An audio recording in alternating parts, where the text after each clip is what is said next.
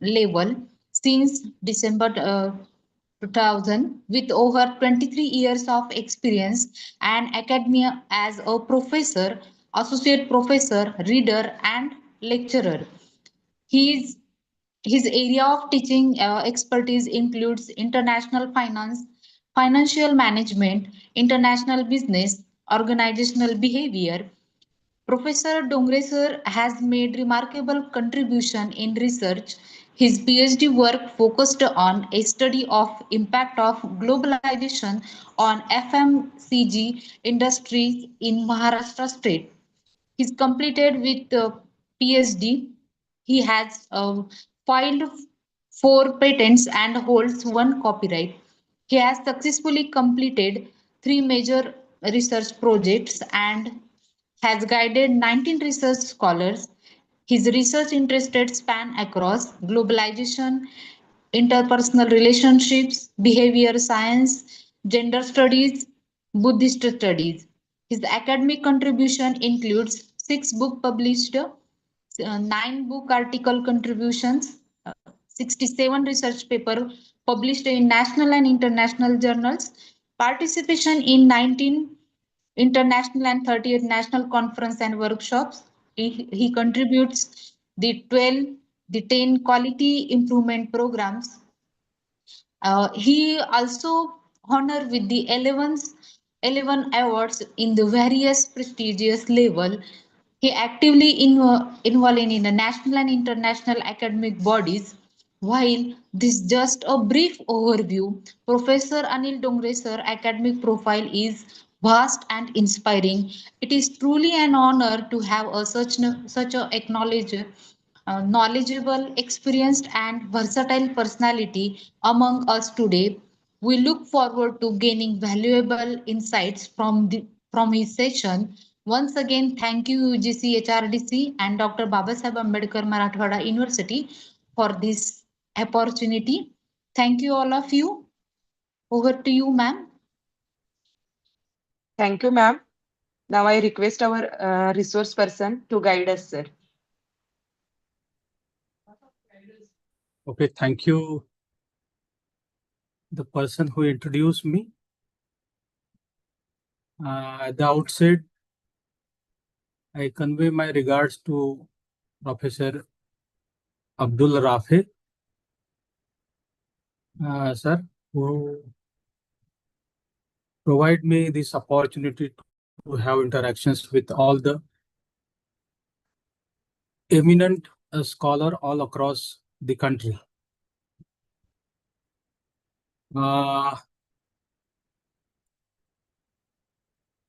Today, I'm going to deliver my talk on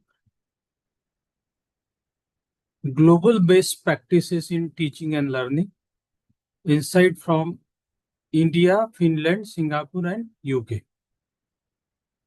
This was the topic number, I suppose, 26 that has been allotted to me by the organizer. So,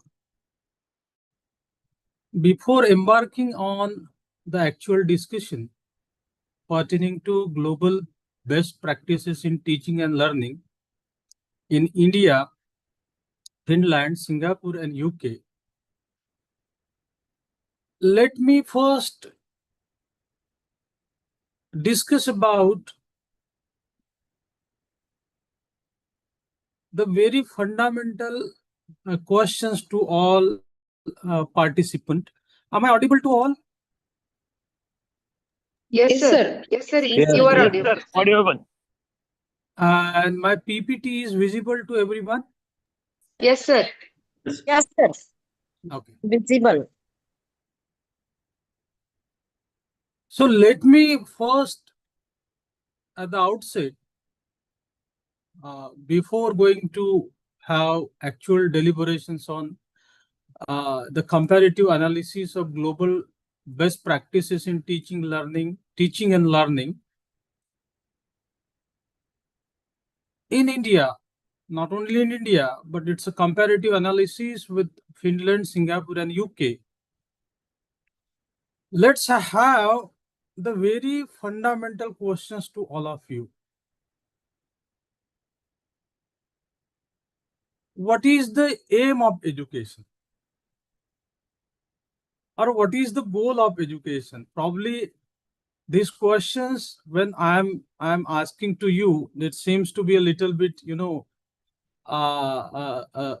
embarrassing to all of you that we are so experienced. You specifically the participant who are so experienced, and the resource person asking this very, very nubile questions to all of you. But let me be very clear about the fact that if I raise these questions to so many eminent, people or individual from teaching fraternity, probably many of them were not clear about the ubiquitous goal of the education. So let me ask you first. I suppose there are 53 participants. Few may can answer this very simple questions. What is the goal or aim of education? Yes. Sir नमस्कार sir. हाँ, नमस्कार। Sir जो ultimate goal है वो तो holistic development of the children, holistic development of the student is the goal of education. Okay, holistic Sir. development of the student is first, answer from the participant. Anyone else? You're Yes, sir. talking about outcome. Yes, sir. The main goal of education. Am I audible, sir? Yes, you are Yeah. absolutely audible. Yeah. The main goal of education is, first of all, to being a human being, how one should live as a human being, able to think, able to transform. Okay, that means able to think, that nurturing the children so that he or she may be able to think or transform him or herself. Yes, sir. Anyone else?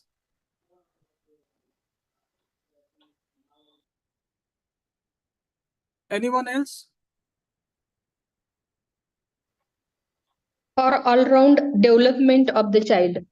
Education Okay, we for should have all-round development of child. child.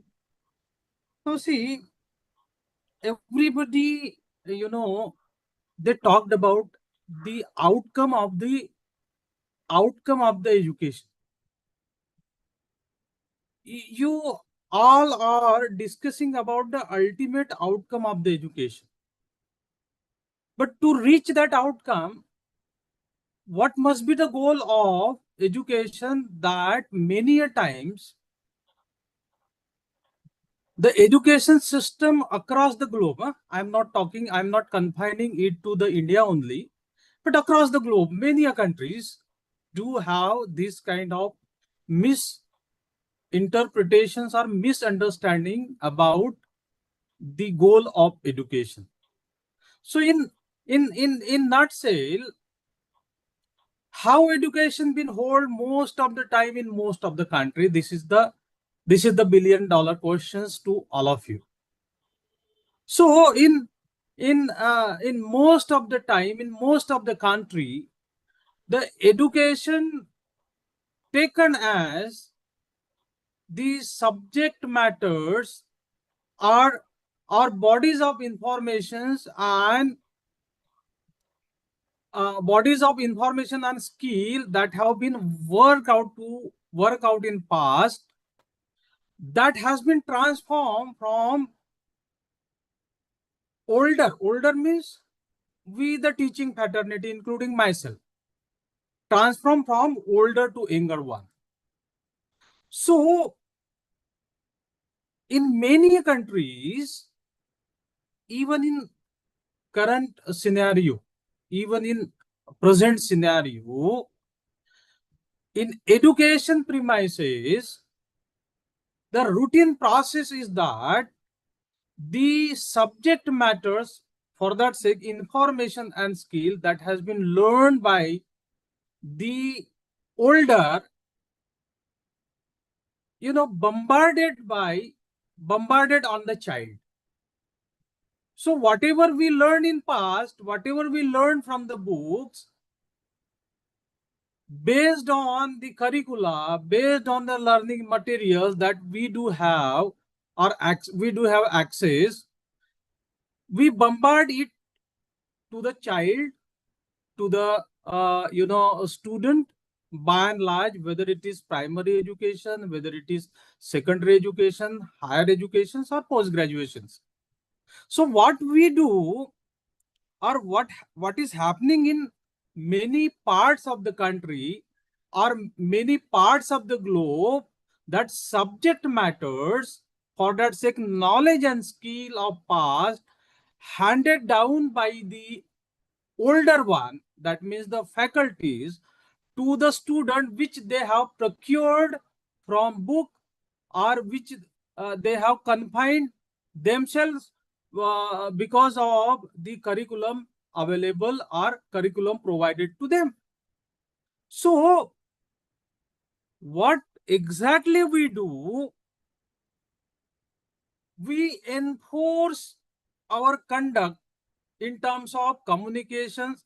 We enforce our rule of conduct to the child or the student, and whatever that we learned from the book, whatever we learned from our experience, that has been bombarded to the child, to the student, right from primary level to higher education. And this is the routine process we all are experiencing in the education system in our country. Not only we, but I visited many parts of the or many university in other countries, probably from UAE, from Portugal, from USA, from Mexico. I visited those university, and I found same kind of teaching learning patterns what we are following. So because of this, because of bombardment of past experience by older to younger, the teaching learning is not properly happening in our country, not only in our country, but all across or many parts of the country, barring few education system that may include the education system from uh, country like Ireland, country like Finland, Switzerland, for that sake UK, for that sake Japan and Singapore, barring few. So this typical education system is prevailing in several part of the country and several part of other country as well.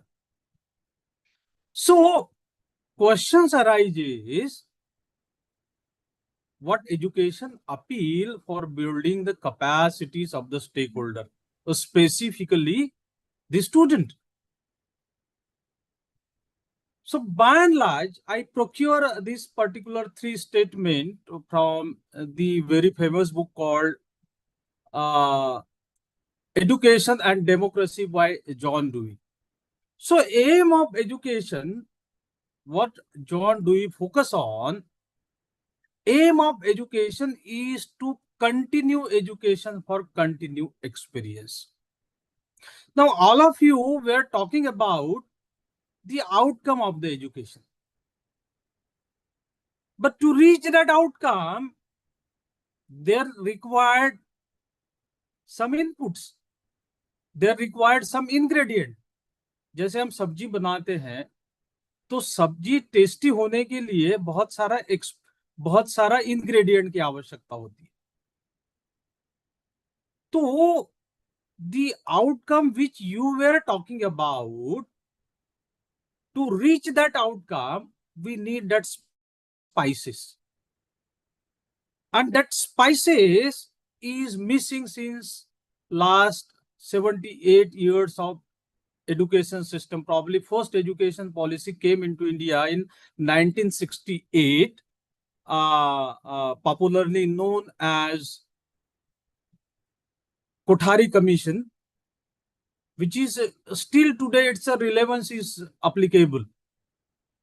So still we are, struggling to have best or world-class education system to be provided to our student, barring few institutions of eminence like IITs or IIMs, or for that sake NITs, and few private institutions nowadays. They are emerging like Ajim Premji University or Asuka University, but the reach to the common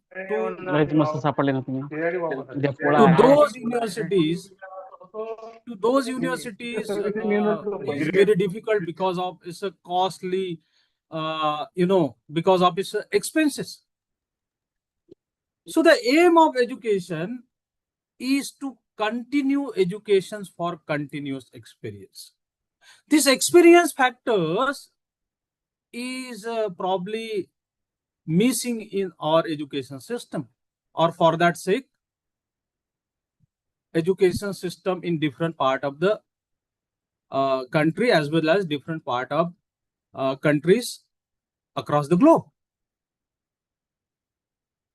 Then the next very important aspect that one has to, or educator probably has to think about, is to take education for activations of further experience. In the next slide, you'll came to know what I'm intend to convey to you. So if you take being an educator, being a facilitator, being a mentor, if we take education is to create continuous experience for the student, probably we then be able to compare our education system with the education system of Finland or Ireland, or all these Scandinavian nations, where they boast. If you look at the happiness index, the happiness index of the Scandinavian nations is very high. They are at upper hand, comparable to the developing nations, and they are at happiness index. They are at top of the happiness index because of the education system they implemented since long, what has not been possible for us to implement into our country since last 78 years of independence. So it is my humble request to all the esteemed and learned faculty members to have holistic development of the child or the student. One has to look at education is for continuous experience, is for providing continuous experience to the student, and to activate whatever you teach to them, whatever they learn from you, that must activate the further experience to them. So to support this particular statement, I have been in one of my paper. If you Google, or if you search my paper Unnoticed Democracy, then you'll find my papers on the SSRN. Unnoticed Democracy. There I explain the model which I have been developed from the book called Education and Democracy. That model, describe what I'm talking about. That aim of education is to continue education for continuous experience, and educations for activations of further experience to the student. So let me then ask to you how learning occurred in the classroom, or how learning occurred in general. Yes. How learning occurred in general, or what is the mechanism behind the learning process? Yes. Anyone, please? What is learning, or when learning occurs?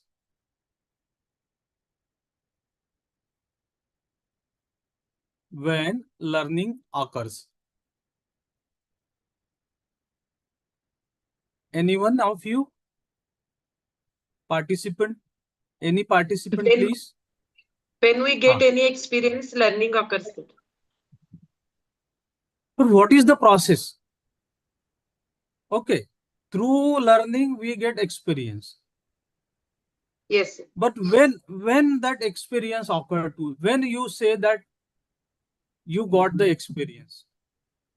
Sir, every time we get the experience and every time learning happens, because learning is not informal as well as formal also. It is incidental also, sir.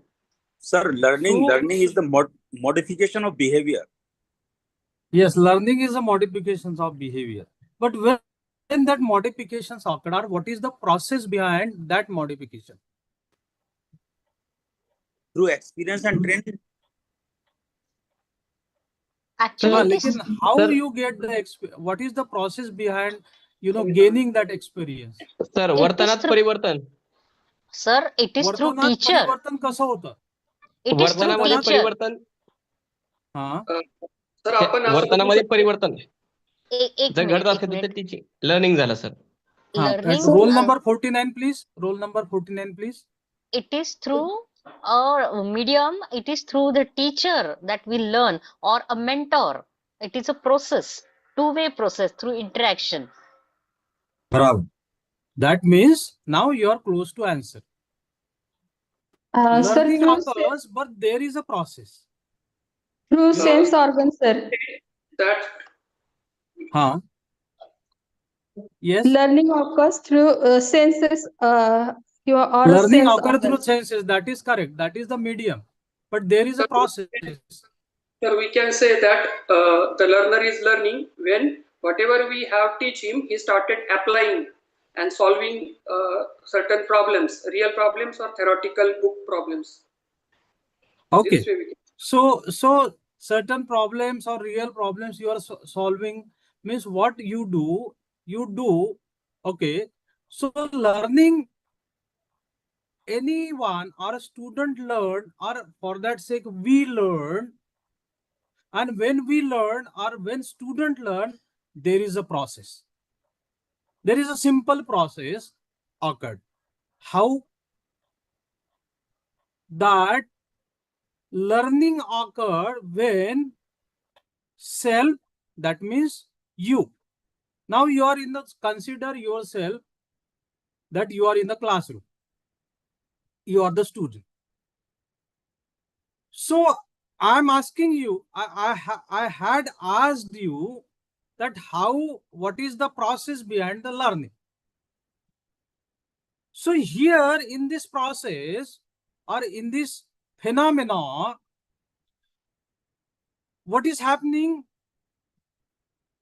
That is, there is a interactions between self, that means you, others, that means me, myself, Professor Dongre, and the environment. Here, environment is a Zoom. So learning occurs when there is an interaction between self, others, and the environment. Okay. So very first step in the process of learning is the interactions between self, other, and the environment. If these three things interact, then there occur learning, or there occur acquiring the knowledge. Our process of acquiring the knowledge begin with interaction of self with others and the environment.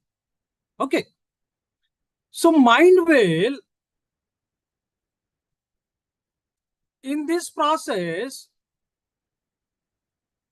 of learning, where knowledge and skill. Now, in the very first slide of mine, I was talked about the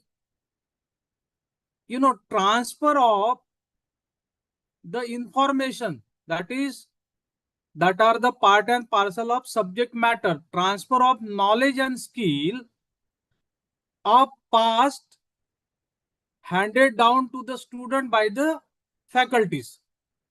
So here occur the interactions between individuals, that means self, that you are the student for that sake, others, and the environment conditions, which is objective conditions. When interactions occurred between them, then there create or there emit the knowledge and skill, and whereby the process of learning begins. Now, this is very important. See, we are grappling with severe problems in our education system that I am explaining, and it is very, very pertinent for all of us to understand this spirit of education which our education system failed to percolate at grassroots level. And that's why probably we pathetically discuss that our graduates are not employable. 77% of total graduates are not employable. Or for that sake, the total engineers that India do produce, out of that 91% of engineers are not employable. And why this grim situation is? This grim situation is because the spirit of the education, the ubiquitous spirit of the education, for that said, ubiquitous spirit of teaching and learning, we fail to understand. Irrespective of, irrespective of kinds of education, whether it is engineering, whether it is science and technology, art and humanities, or health education, so and so forth. So once these interactions occur, learning start. That means knowledge and skill started to percolate from older to the younger one, that is student. Once this knowledge and skill started to percolate from older to younger one, the younger one begin to gain some experience. That experience many a times may be active or may be passive. I don't want to discuss what is active experience and what is passive experience at this moment, because that required another 40 to 50 minutes to explain. But when self, that means individual, interact with others and environment, then that interaction do create a learning or do provide learning to the student, which emit the experience, which may be either active or passive. Now see,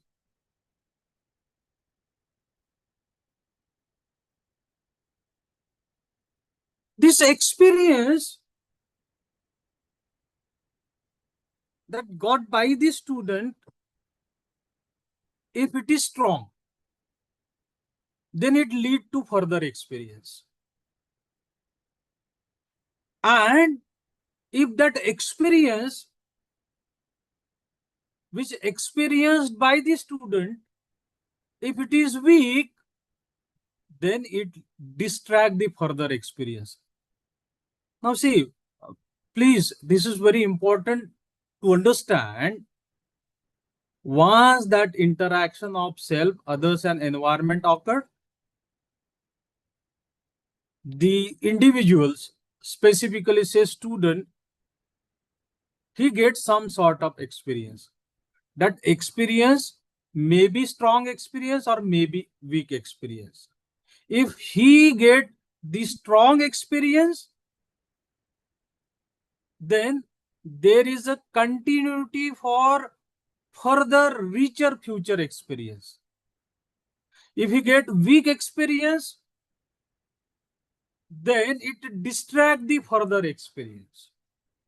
Now, every education, it is very imperative for all of us to understand, must provide the strong experience. Otherwise, if you provide weak experience to your student, he may or she may have chances to distract the further experience. अभी आपने कभी सुना होगा, you might have been, heard this burst statement कि यार, I spent 4 hours, 5 years in preparation, and students are not turning to my class. Now, why this happens? And these questions I asked to professor at Nova University, Lisbon, Portugal, and he was also experiencing same experience, that irrespective of rigorous,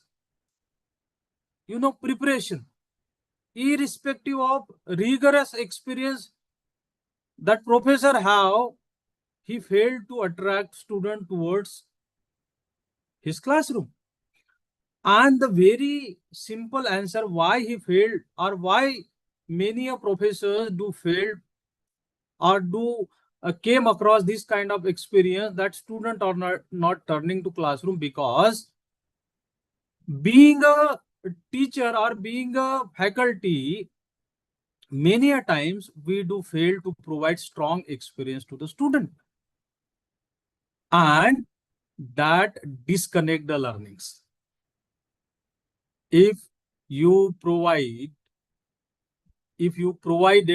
weak experience to the student, then it disconnect the further learnings, it distract the further experience. So once you got succeed to provide rich experience to the student, it lead to a richer future experience, and that is very important in the process of teaching and learning. Your teaching must provide strong experience to the student, and which we failed, and that which we failed since last 78 years of our education, development of our education system, that we failed to provide the strong experience to the student, and we succumb to rote learning. Now see, I'm not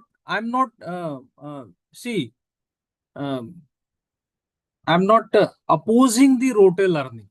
Rote learning is quite necessary, but it is incidental.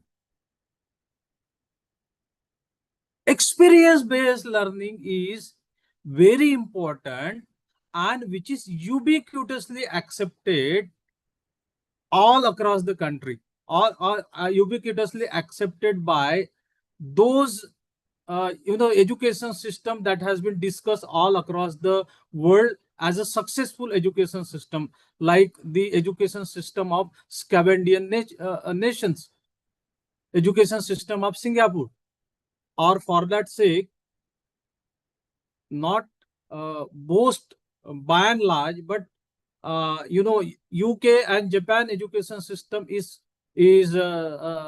sometimes acceptable or got global acceptance all across all the time, all across the world.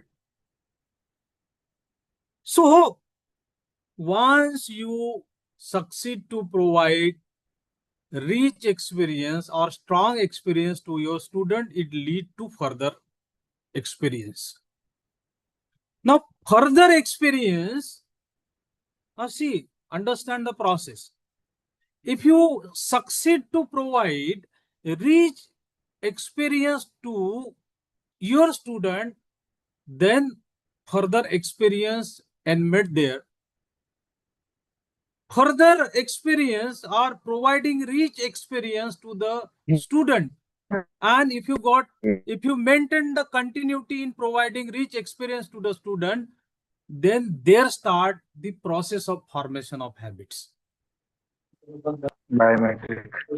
There start process of formation of habit. Please unmute yourself.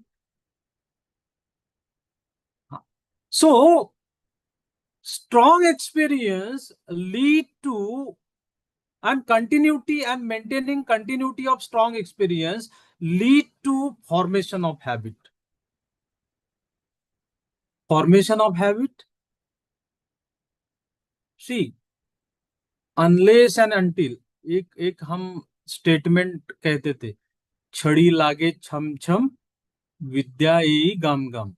I don't know how many of you are Marathi people, but I suppose many of you from other state as well. Am I right? So there was a saying in Marathi, chhadi lage cham cham, vidya ek gam gam. Okay.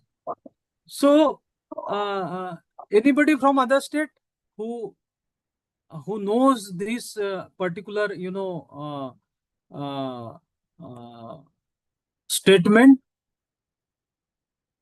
Hindi में इसको कैसे कहेंगे हम?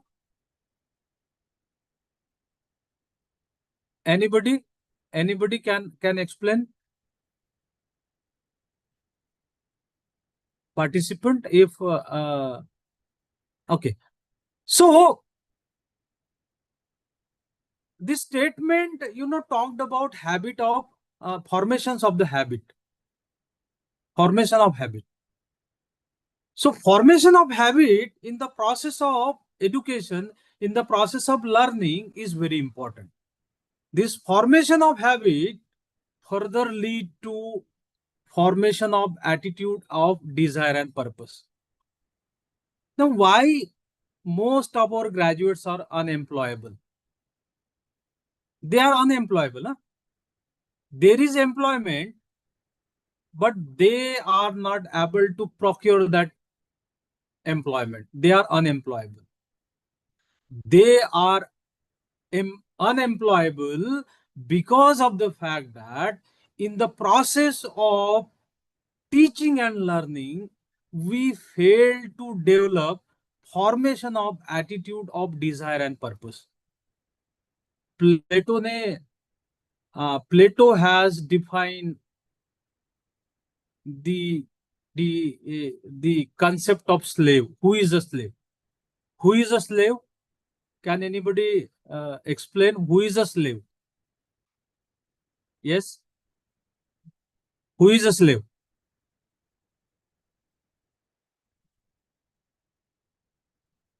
Am I audible to all? Na? Yes, sir, you are audible. So who is a slave? Who allows others to control his mind and his personality, sir? Okay. That means a person who allow that he or she should be controlled by others is a slave. Anyone please? Anyone please? So in nutshell, slave is a person who execute the purpose of others. Slave is a person who execute the purpose of others. Our education system, for that sake, education system in most of the country, they fail to establish or imbibe the formation of attitudes of desire and purpose. If there is no desire, if there is no purpose, then that person, that individual is a slave. So in the process of teaching and learning, it is very imperative for all of us to understand or to work hard for formation of attitude of desire and purpose. Once this attitude of desire and purpose form, then it produces sensitivity and responsiveness. And this is very important. Sensitive मतलब जवाबदेही और संवेदनशीलता का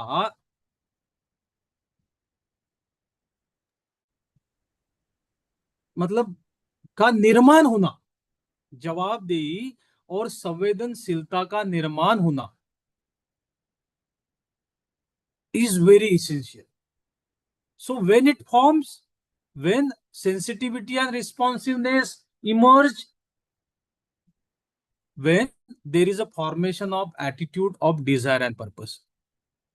Desire and purpose, once formation of attitude of desire and purpose occurred, it produced sensitivity and responsiveness.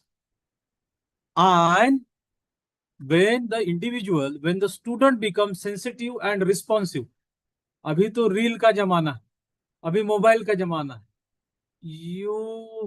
it is hard to find the sensitive and responsive student in the classroom.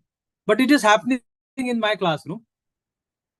So once sensitivity, once you able to succeed to form sensitivity and responsiveness, then it increase person's skill in particular directions.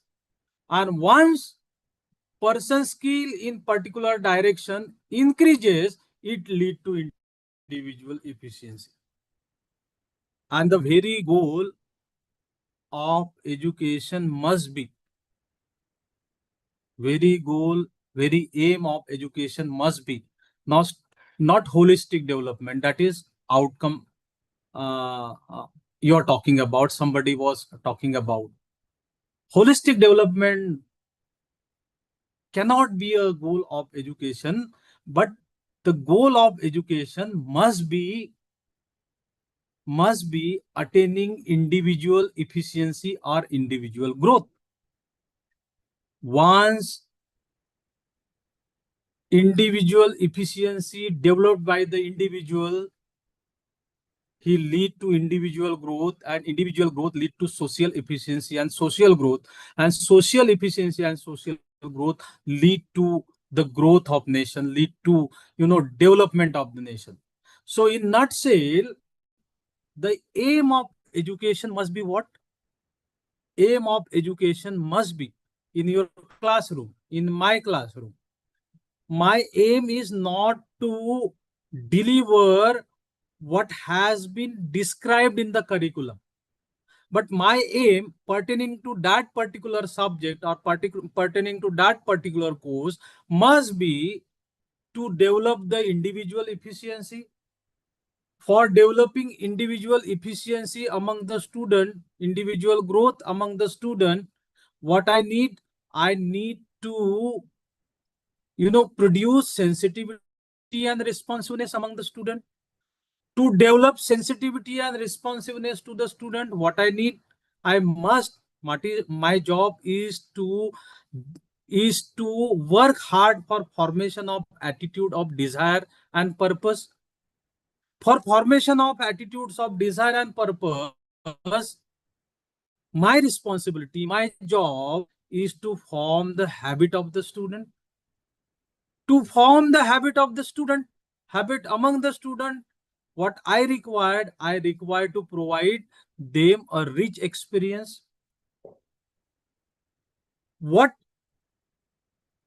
if I succeed to provide them rich experience, then and only then I can, infuse the individual efficiency among the student. So, mind well, the goal of education, goal of teaching and learning, teaching to the student learning by the student. So for learning by the student and teaching to the student, one has to interact self with others and environment. It must provide strong experience. Strong experience lead to the richer experience, and it is necessary, it is imperative to maintain the continuity in providing rich experience. Rich experience lead to formation of habit. Formation of habit lead to formation of attitudes of desire and purpose. It produce sensitivity and responsiveness, and sensitivity and responsiveness produce the individual efficiency, which lead to social efficiency, which lead to development of the nation. So the goal of education. Now, the Scandinavian nations like Finland, Asian country like Singapore and UK, they emphasize not on the holistic development, they emphasize on developing individual efficiency and individual growth of the individuals. And for that sake, they follow this process. This process, once you understand, you can understand where we are lagging in, why our graduates are not employable, why our engineers are not employable. So dear participant, it is very imperative for all of us. See, uh, in the report that came up by the state of Maharashtra,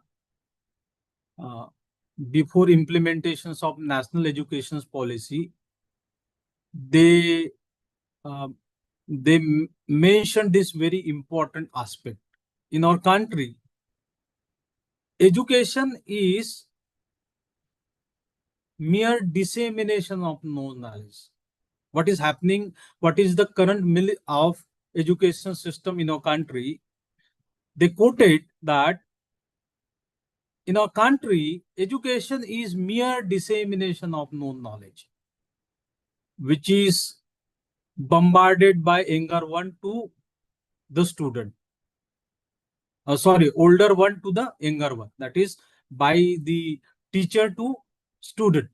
So what we are traditionally doing, we are disseminating only known knowledge, which is not workable. What is necessary? To create new knowledge. And for creating new knowledge, you are creating the individual efficiency. So research, what they mentioned, what is research? Research is creating new knowledge. And in this quadrant, it is not sufficient to rest on. We must have to furtherance of, we must have to accept furtherance of it. We must have to work hard. Our teaching fraternity must have to work hard for innovation. That means converting new knowledge in social goods. And that is happening in why the student from IIMs and IITs and some of the private institutions, they are procuring average package of 36 or 40 lakhs. Because when they pass out, then their efficiency in terms of converting knowledge into social good, transform to multifold level. So it is not sufficient for all of us. Understand, it is not sufficient for all of us to disseminate the known knowledge, but it is very essential for all of us that how to teach the student, how to think critically by the student so that they create new knowledge.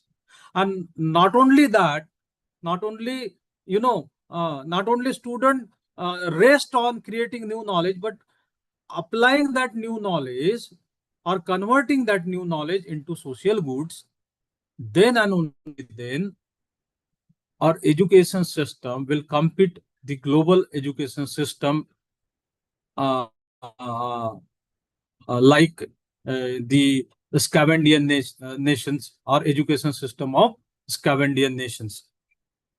So with this note, now I'll focus. Let's focus on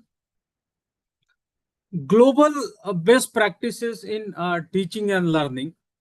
So I compared that where our education system, where the education system of Finland, and where the education system of Singapore and UK stand on certain key aspect of teaching and learning that is happening in our premises. For example, curriculum. Now in India, when this national education policy draft came in back in 2019, though we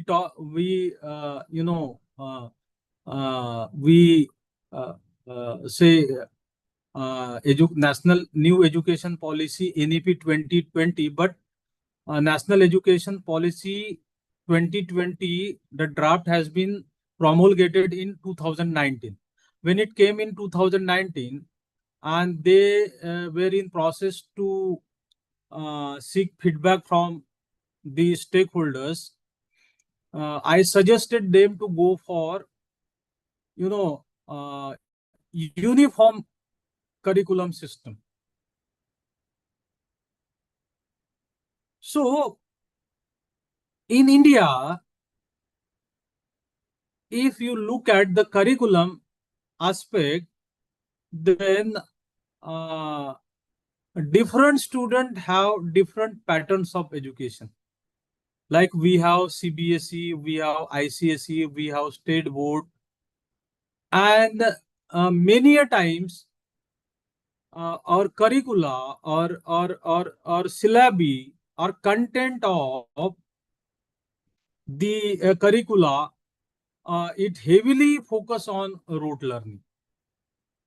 अभी scenario change हो रहा है, कितना change होगा that I am not aware about in next 10 years. After next 10 years, what will happen to our education system, whether it will lead to holistic development or not, I don't want to comment on that. But still, in India, our curriculum are centralized in nature. It is exam focused curricula, and we have different boards: CBSE, ICSE, state board, and each state have their own state board. So the learning patterns, the learning, the pedagogical methodologies adopted all across the state is different, all across the countries is different. For that sake, when you compare it with the education system of Scandinavian nations like Finland, Finland is considered as one of the best education system in the world. They have decentralized curriculum pattern. Here, in this case, the emphasis on decentralized in the sense that the teacher have flexibility to design their curricula. In their education system, teacher have flexibility to design their curricula, and they follow flexible. Roll number 44, please. Any question? Roll number 44. No, sir. No, sir. So Finland have decentralized curriculum pattern. They follow flexible national core curriculum. That means uniformity is there. They emphasize on interdisciplinary phenomena-based learning. phenomena-based learning. Say, for example, what will happen if the climate will change? What will happen if there is a global warming? What will happen if the insider trading occurs in the company? What will happen if the the net profit has not been paid to the shareholders? Phenomena-based learning is the focus of the curriculum of the education system in Finland. Even in case of Singapore, though they have centralized but increasingly flexible, curriculum pattern, their focus is on STEM, that is science, technology, engineering and mathematics. Their focus is on critical thinking. आप देखिएगा कि मैं हमेशा education की 4 चीजें बताता हूँ कि education, there are 4 step of education. पहली स्टेप तो एजुकेशन की है कि लिटरेट होना. लिटरेट होना मतलब जिसको लिखना पढ़ना आता है वो होता है लिटरेट. एजुकेशन यहाँ खत्म नहीं होता. ये लिटरेसी जो है हमारे देश में एडल्ट एजुकेशन के लिए इंप्लीमेंट की गई. सो लिटरेट होना, एजुकेशन का पर्पस लिटरेट होना एक पर्पस है. यहाँ खत्म नहीं होता education. Education it jump to next quadrant to educate होना. एडुकेट होना मतलब क्या? कि एडुकेट होना मतलब लिखना पढ़ना भी आना चाहिए और you earn, or student earn some degree. Student earn some degree and student earn some knowledge and skill and using that knowledge for their betterment. That is the meaning of education. Now here education stop? No. Then the third step in education is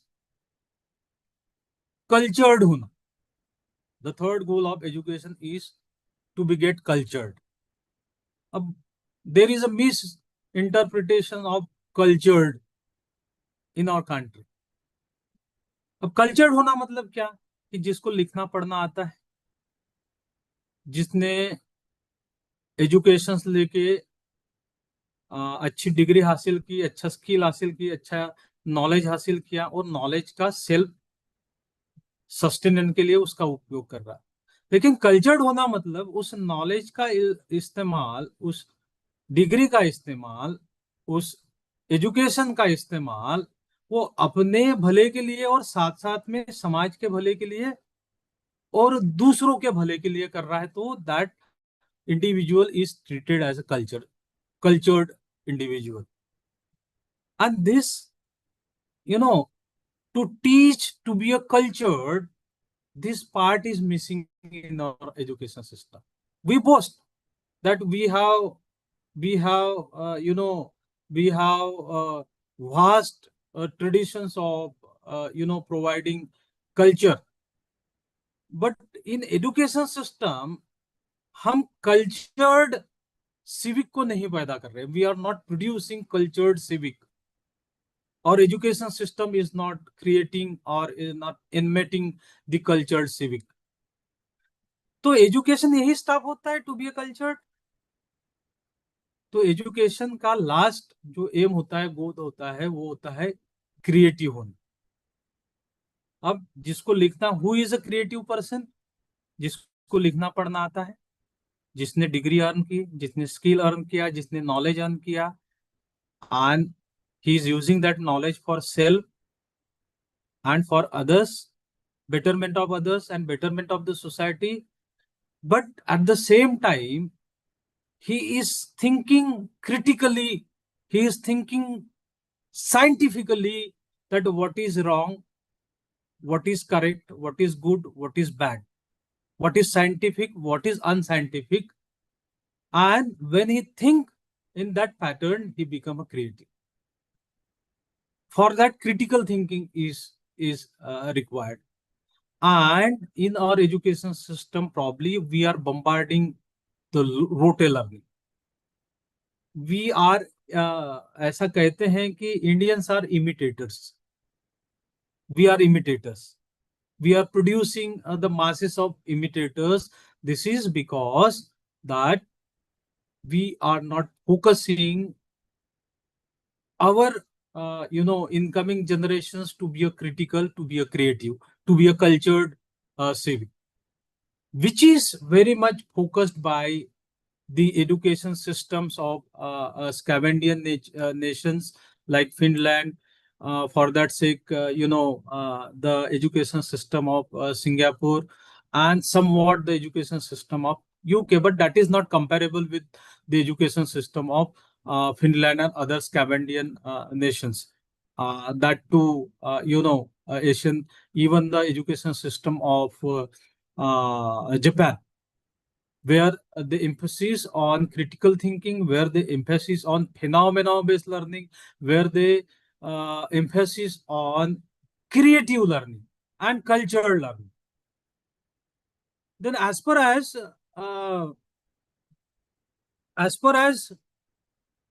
teaching methods is concerned, in India, our system is predominantly teacher-centric, lecture-based, lecture-based, teaching methods that we do adopt.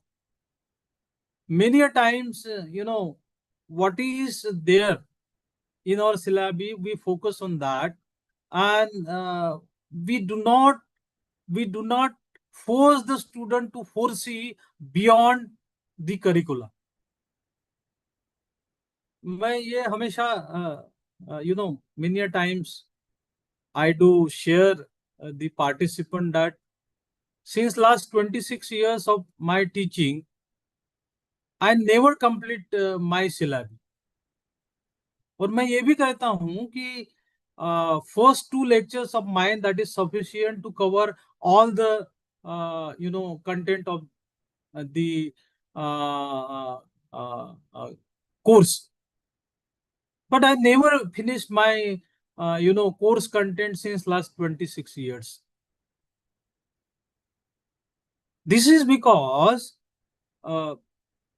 I do personally believe that student is there to learn extra what is not there in your syllabus. It is a roadmap. Curriculum is a roadmap.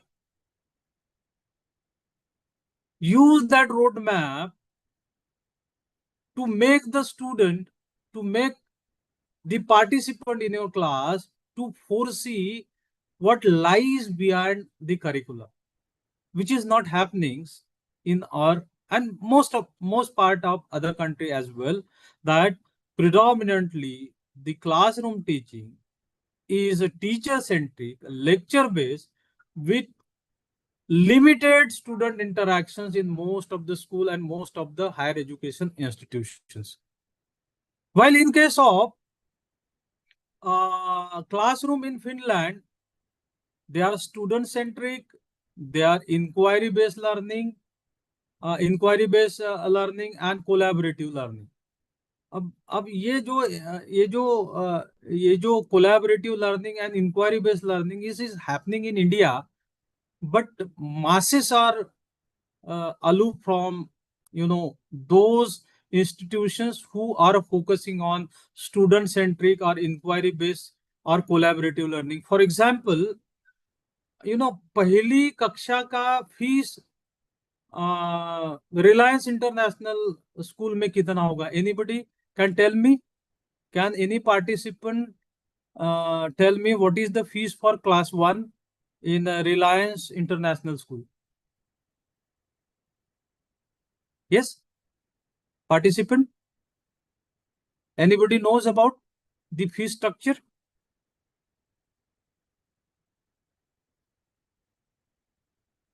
So Google it. It is not accessible to the common man.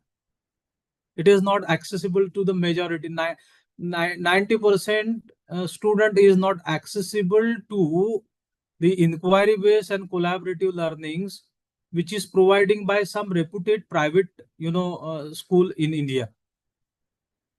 In terms of Singapore, as far as teaching methods is concerned, they do emphasis on blend of teacher-led and student-centric approach they follow. They use flipped classroom. Now this flipped classroom concept is again popularizing in India. That means extending our teaching learning hours. Probably in a day, I do have 2 lectures, so I don't have sufficient time to interact with the student. So with the help of flipped classroom, I can increase the contact hours with the student. And say, if student, do come up with the preparations, what is going to happen tomorrow. If he came up with the preparation, then he actually take directly part in actual learning process, which provide the strong experience.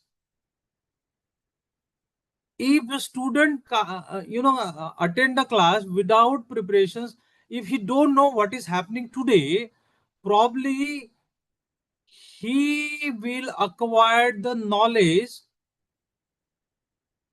passed by the faculty to him,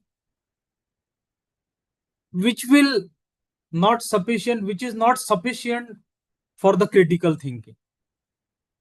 So flipped classroom is a method by which you can make your student critical thinkers. In UK, you'll find the same approaches in terms of teaching methodologies. They use flipped classroom, they use cooperative learnings, they use project-based learning. And national education policy, now they focused on this missing aspect in the traditional education, specifically in art and humanities stream. Now there are verticals whereby it is a combination of major and minor. Then OJT, that is on the job training. Even for the art and humanities, they made it compulsory. Previously, this particular aspect of on the job trainings or collaborative learnings was the part and parcel of professional educations only in India. Even that was not the part and parcel of engineering education, or for that sake, somehow collaborative learning occurs in medical education in India. But rest, in the rest systems, right from Faculty of Engineering, Faculty of Technology, Art and Humanity, it was missing. Now, national education policy that paved the way for, all kinds of, collaborative learnings, cooperative learning, project-based learning. As far as assessment is concerned, in India, it is a high-stake board examination. And possibly because of this, this rote learning, because of high-stake board exams, these rote learnings are memorization techniques that we are experiencing. Majority of the student they do follow. अभी तो एक fed आ गया है ऐसा कि 12वीं कक्षा में बच्चे पढ़ते ही नहीं. मतलब ये मेरा एक्सपीरियंस है. मतलब though I am talking about this, but as the flow goes on, I require to goes on with the flow. So what happens nowadays, because of this JEE and NEET, all across the country, student who required to be a collaborative learners, to be a critical thinkers, which happens only in the classrooms. See, I am very much, in favor of the classroom learning. There is no substitute. Online teaching, online learning is not substitute for the classroom teaching. classroom teaching is very, very imperative. It is a proven, methodology or proven technique to produce, good civic, to produce the individuals with the efficiency. Online teachings or online methodologies or, the various modern equipment, they are the facilitators.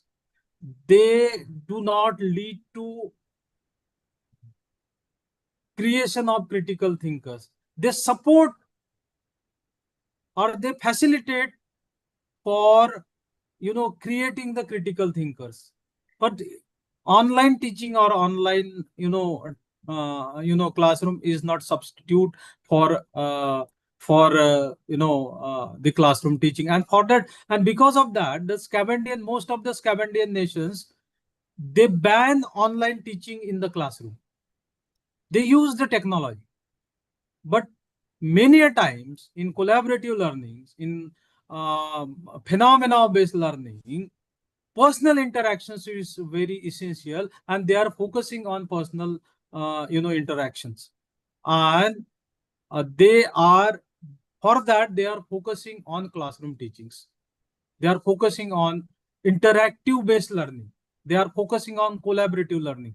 And Australia is the country who ban now use of, mobiles, use of social media in their universities from these years. So it is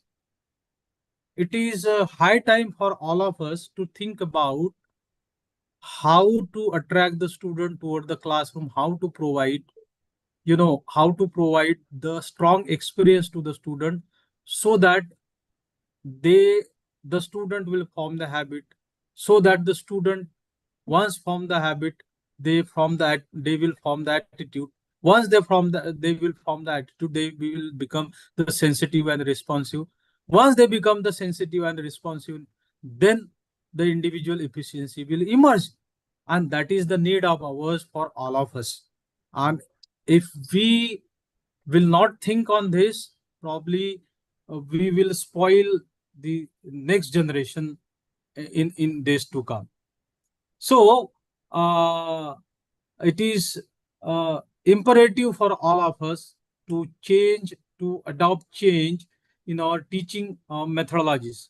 As far as assessment is concerned, uh, you know, uh, we must have to focus on the flexible or formative assessment. We must have to focus more so on formative, at least up to class 8. We must have to focus on formative assessment. We relied more so on summative assessment, but summative assessment is again creating, or again, it provide impetus to the local learnings and memorization.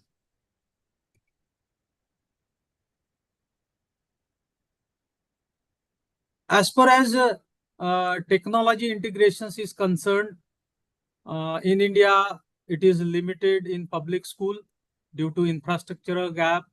We are boasting that government must have to spend 6% on the education, but since last 78 years, probably we failed to spend more on education. China, during the COVID time, they took their education system from primary to higher education into their control. Till 1974, education was not the part of concurrent list. In 1974, I suppose 44 amendment or 42 constitutional amendment, we bring education into concurrent list, and it became the matter of both central and state. So ultimately, what center did, they they deny their responsibility to provide educations to all as a public good, and it become private commodity in India. And nowadays, good education, access to good education, access to equal educations to all, this became a myth in India. So as far as technology integrations is concerned, because of low spending, we have limited technology integrations in public school. NEP promote education technology expansion, but many times when I heard the speeches of, say for example, UGC chairman and the other implementer policymakers, they make a statement that you talked about implementations of NEP, but you don't talked about financial support. This is the agony of education system in our India. In Finland, there is a balanced use of technology. In Singapore, advanced integrations of artificial intelligence, e-libraries, and platform like Bonsai AI or Bonsai AI for video-based learning is happening. Say Singapore University of Singapore, it ranked in top 10 university in the world because of their technology integrations. And many a student now, they are not moving to America, USA or Europe, but many a student now from India, they are moving to Singapore, University of Singapore for their upgraded stand in the education arena, global education arena. As far as learning environment is concerned, we have a large class size, 60 to 40 students. In Finland, of course, now this is because of our population constraint. But as far as comparative analysis is concerned, for teaching and learning, I have to take this particular quadrant. That we have large class size comprises of 40 to 60 students. The case is very pathetic in terms of the government school as well. अभी ZP का ZP now government funded school almost government stopped to finance them primary education. In case of Maharashtra, you'll find single faculty teaching from class 1 to class 4. So the country who don't focus on the education are for countries who don't have education as their priority. Probably they will not be developed countries in future. Though we boast that we'll be superpower or Viksit Bharat in 2014, but if you are not spending at least 6% on education, probably we will not be Viksit Bharat in next couple of years. So I suppose this is a this is 4:30. How much time remain for me so that I can focus a few more aspects? How much time? 1.5 hours, sir. 1.5 hours. Again 1.5 hours. Yes, sir. Means up to 5:30. 6. No, sir. Up to 6. So up to 6. Okay. Yes, sir. So I can then cover all the aspects what I have been incorporated in my PPT. So learning environment is concerned, we have large size of classroom, whereby limited individual attentions in public school is the phenomena that we are experiencing nowadays. Then In Finland, you'll find that emphasis is on well-being and inclusive education. Even this is the case of education system in Japan, where students are allowed to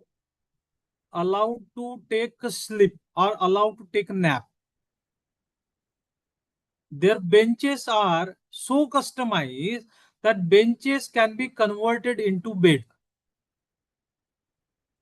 You cannot think about, this kind of amenities in ZP school.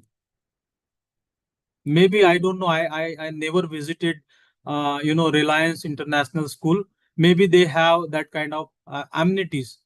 But in all the schools in Finland and many a school in Scandinavian nation, including and Asian nations like Japan, they provide emphasis on well-being and inclusive education. And they have customized table which converted into a bed. And after a recess, after a lunch, there is a habit of taking a nap of half an hours into their school. So emphasis on well-being and inclusive education is main focus in the school in Finland. In terms of Singapore, technology-rich classroom with focus on discipline and academic rigor is emphatically taken care by the schools and colleges or higher education institutions in Singapore.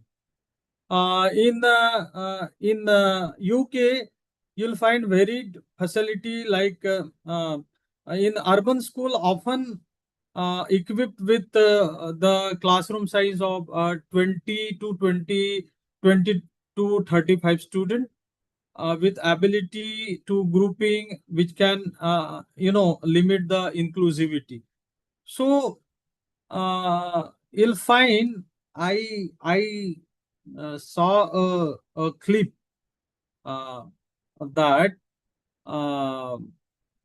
the Prince William's son was taking, their primary education in the public school, and irrespective of the princess,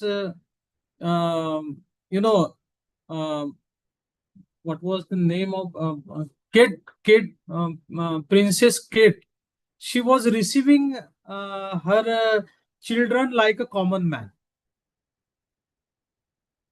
Here, in case of, I'm not criticizing our environment, but in case of India, probably this scene is very rare, where the princess and the children from royal family, they were treated at par. So such kind of learning environment where inclusivity,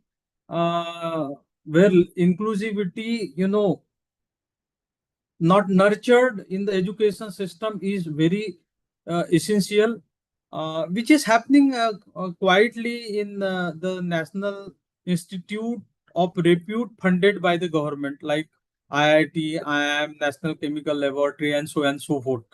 But many a times inclusivity, factors is followed in the private institutions where the fees is very high in India, but that is not the case in terms of the schools or colleges in Finland and Singapore, and for that sake, in UK as well. Then the equity and inclusion. In India, equity and inclusion, this particular phenomena that came into existence in 11 plan, when the UGC was quite active and when planning commissions was quite active, probably in 10th plan, probably this when Professor Sukhdev Thorat was the chairman of UGC. That time he came up with these two particular aspect of equity and inclusion in higher education, not only in higher education, but education by and large in India. So, though we boast about equity and education, then as far as GR is concerned, in higher education, GR is concerned, it is only 27% in India, or it is increasing. And we are national education policy goal is to increase GR in higher education by 50% by 2035. Whether it will occur or not, that is again a matter of debate. But nowadays we are focusing on equity and education. In terms of education system in Finland, a strong focus on equity, inclusive education, integrate special needs to the student. The very good example of strong focus on equity is you can go through YouTube, that is Corilla School. There is a YouTube video is available. You can go through it. So in the Finland, minimum performance gap between the student is always maintained by the education system in Finland. Then in Singapore, high education, high equity within the system is followed in Singapore. As far as other key aspect of teaching and learning environment is concerned,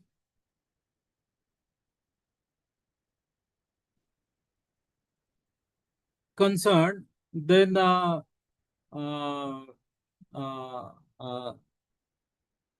it comprises of the learning out as far as learning outcome this key aspect is concerned. Then just a second.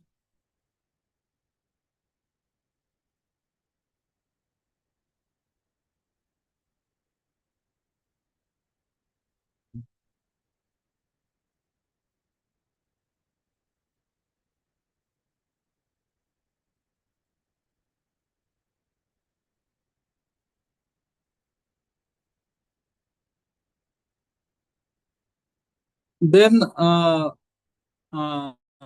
in India, it is inconsistent with PISA. PISA is a program for international student assessment. This assessment carried out by OECD, that is Organizations for Economic Cooperations and Development, every 3 years. So it is inconsistent. PISA participations is limited in India, which is very essential actually, because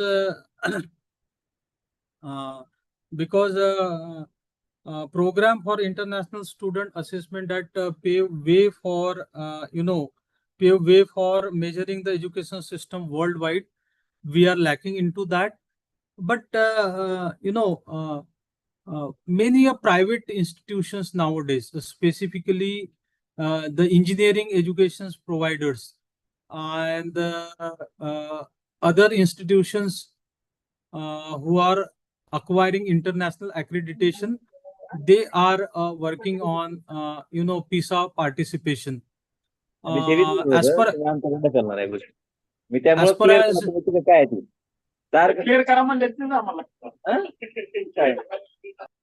roll number 1, please mute yourself.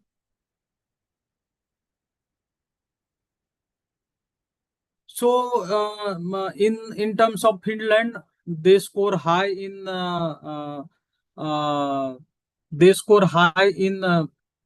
program for international student assessment, where their score is more than 93% in the in case of Finland. In case of Singapore, they also top rank 3 globally in terms of program for international student assessment. We are lacking into this. This is again, because of low awareness factors, because of insufficient financial resources, which is not happening into our country. But in further course of actions, when we are talking about internationalization of higher education, then we must have to focus on program for international student assessment by Organization for Economic Cooperations and Development, so as to reach ourselves or our institutions in global ranking. Then, as far as the challenges, this key aspect is concerned, then the Indian education system by and large, they are facing infrastructural problem of infrastructural deficit, teacher shortages, and rote learning culture. Since last 2014, we are facing, being a public funded university, we are facing the shortages of teacher. एक agony है कि in NRIF ranking, the score for regular teacher is more, but agony is that government is not allowing us to fill the vacant position. In Maharashtra, the Maharashtra government took assessment that how many seats remain vacant in the colleges providing higher education. Then 4,500, around 4,500 vacant seats are there in Maharashtra only. So think about the entire country in terms of vacant seats in public funded institutions and funded affiliated colleges all across the country. So there is a dearth of the teaching faculty. There is a dearth of teacher shortage in India, apart from infrastructural deficit. Then in terms of this is again in terms of because of huge population size that we have, but government is not ready to spend on 6% because they feel that this is a non-performing asset. Education is a non-performing asset for them. They have their own, the policymakers have their own education institutions, and they do protect the emergence of or establishment of more and more private education institutions in our country. So this is the challenge, which is not the challenge for Finland or Singapore or UK. Their spending is more, and for that sake, in Asia now, China is emerging as one of the prominent nation that who took control over the education. They make education as the public good. All the education institutions, irrespective of population sizes, they are spending huge on education apart from spend all other spending. As far as innovative practices is concerned, now NEP 2020 they introduce competency based learning, digital initiative, then progressive school experiment with project-based learning, critical thinking. If you look at the level, right from 4.5 to 9 up to honors. Now critical learnings and project-based learning, Then even the phenomena-based learning, NEP is boasting. But I'm very suspicious because being a dean, I observe the syllabus framing, syllabus framing by the BOS members, and you'll find that nothing new has emerged all across the universities in the state. I don't know about the other state, but though different verticals emerge, right from major, minor, IKS, OJT, VEC, then occasional VEC, then co-curricular. These are the verticals. Skill-based courses. These are the verticals is concerned. But again, to protect the workload, existing workload, they have pour old wine in the new bottle. This is my experience. I don't know the experience of the faculties from other state, but this is my experience that again we have changed the structure, but same old pedagogical mindset is there, and I'm suspicious that whether we are able to provide new way of critical thinking to the student or not, or new way of pedagogy methods or not. Somehow we introduce the technology into our classroom, but whether that technology is able to provide critical thinkers, whether they are able to provide the cooperative thinking among the student or not, I'm suspicious about it, as I closely observe the curriculum design in various university across the state. I'm getting monotonous. So is there any questions from the audience, the participant? Is there any question? Yes sir, मैं जानना चाह रहा था sir कि आपने Sir, if you want to make, हाँ, yes, आपने 3 countries के साथ कंपैरिजन किया इंडिया का एजुकेशन के सिनेरियो में। तो सर हम बात कर रहे हैं विश्व गुरु बनने की, और हम बात करते हैं विश्व गुरु बनने की, और ये जो छोटे छोटे कंट्रीज हैं इनकी अगर कंपैरिजन में हम एजुकेशन में बहुत पीछे हैं।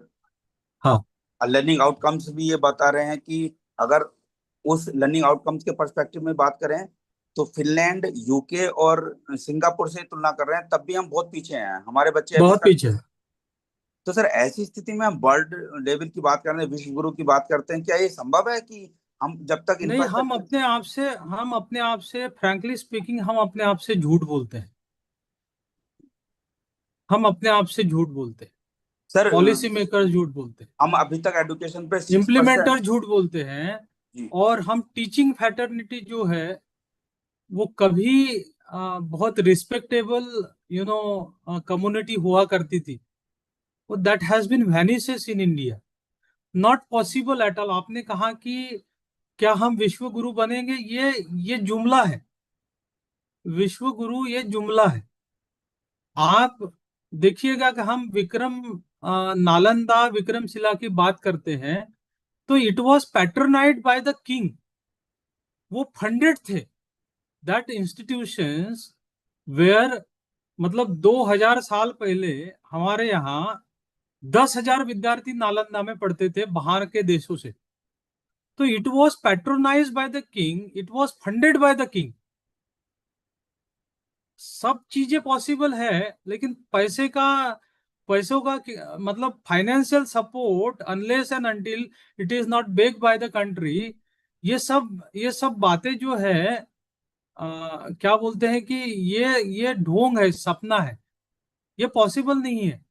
अनलेस एंड अनटिल आप 6% you will not spend on the education, it is not possible to be विश्व गुरु। और और सोसाइटी का डेवलपमेंट, इंडिविजुअल डेवलपमेंट, ये एजुकेशन से ही जाता है। And policy makers since last 78 years of independence, policy makers are reluctant to provide equity to the stakeholders of this country. They don't want, irrespective of government. हाँ? और ये मैं criticise नहीं कर रहा हूं, ये मेरा एक्सपीरियंस, मतलब ये मेरा ऑब्जर्वेशन है। You may differ from my observation, but unless and until there is no financial support, you cannot make equity and accessibility to all.